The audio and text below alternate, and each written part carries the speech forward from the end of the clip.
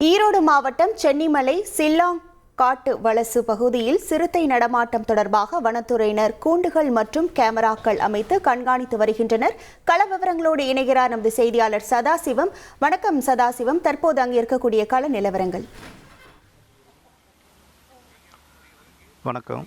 அதாவது ஈரோடு மாவட்டம் சென்னிமலை அருகே உள்ள சில்லாங்காட்டு வலசு பகுதியில் கடந்த சில தினங்களாக இரவு நேரத்தில் கால்நடைகள் இங்கே சென்னிமலை பகுதியை சுற்றி வளர்க்கக்கூடிய ஆடுகள் மற்றும் மாடுகள் என கால்நடைகள் கால்நடைகளுக்கு அச்சுறுத்தல் இருப்பதாகவும், அதே போன்று மர்ம விலங்குகள் கடித்து விட்டு இரவு நேரில் சென்று விடுவதாக கால்நடை வளர்ப்பவர்கள் வனத்துறை மற்றும் வருவாய்த்துறையிடம் தகவல் தெரிவித்தனர்.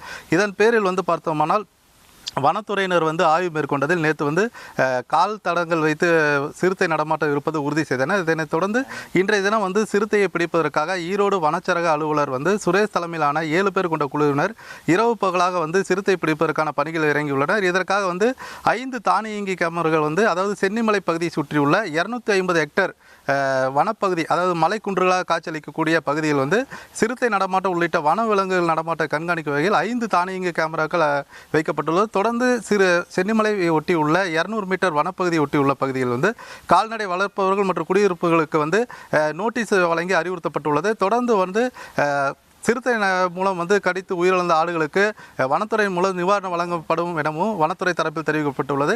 இவர்கள் கால்நடை வளர்ப்பு கோரிக்கை என்னவாக இருக்கிறதால் ஏற்கனவே தெருநாய்கள் தொந்தரவால் கால்நடைகள் தினந்தோறும் உயிரிழக்க சம்பவம் அதிகரித்துள்ளது. இந்நிலையில் சிறுத்தை நடமாட்டம் எங்களுக்கு மேலுமே அச்சுறுத்தலாக உள்ளது. அதே போல சிறுத்தை கடித்து உயிரிழக்கும் ஆடுகளுக்கு வனத்துறையினர் உரிய நடவடிக்கை எடுக்க வேண்டும். அதே போன்று கால்நடை வளர்ப்பவர்களுக்கு போதுமான பாதுகாப்பையும் உறுதி செய்யும் வகையில் சிறுத்தையை தொடர்ந்து விரைந்து கூண்டு வைத்து கண்டுபிடிக்க வேண்டும் இவர்கள் கோரிக்கையாக உள்ளது.